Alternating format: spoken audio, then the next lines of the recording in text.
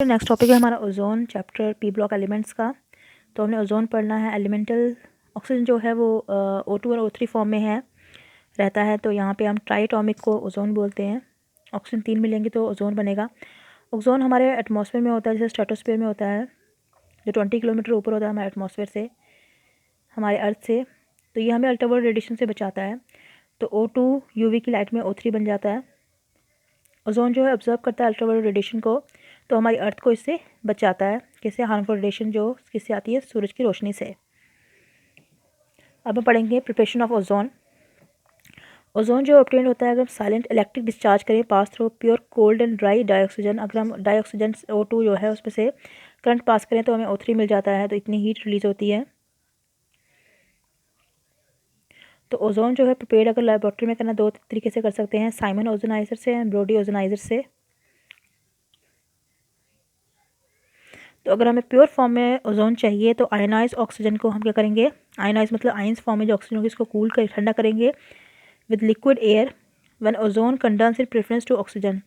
तो जब ओजोन जो कंडेंस होगी ऑक्सीजन के प्रेजेंस में, तो liquid ozone thus form still contains some dissolve और dioxygen.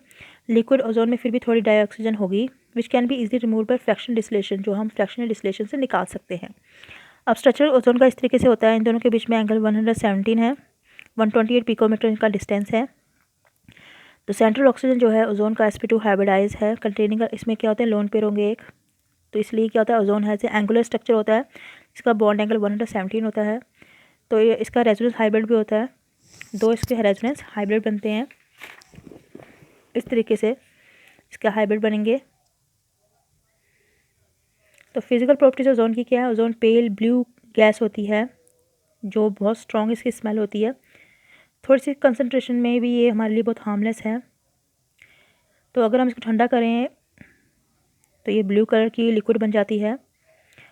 It is about 1.67 time heavier than air. हवा से ये 1.67 टाइम हैवियर है। और ये स्लाइटली सोल्यूबल है वाटर में, बट रेयरली मतलब मुश्किल डिजॉल्व होती है ऑर्गेनिक सॉल्वेंट में, जैसे turpentine, cinnamon oil, carbon tetrachloride, glacial acetic acid में बहुत कम डिजॉल्व होती है। ओजोन डायमैग्नेट है, मगर डाइऑक्सीजन क्या है? पैरामैग्नेटिक है। केमिकल प्रॉपर्टी इसका नेचुरल कैरेक्टर न्यूट्रल कैरेक्टर है, मतलब ये न्यूट्रल है लिटमस को, मतलब ना एसिडिक ना बेसिक, न्यूट्रल है। डिकम्पोजिशन अगर इसको डिकम्पोज करें तो वापस ऑक्सीजन मिल जाएगा। ऑक्सीडाइजिंग कैरेक्टर है इसका, अगर ओजोन जो है वो O2 में कन्वर्ट हो सकता है, उससे ऑक्सीजन वापस कन्वर्ट हो सकता है।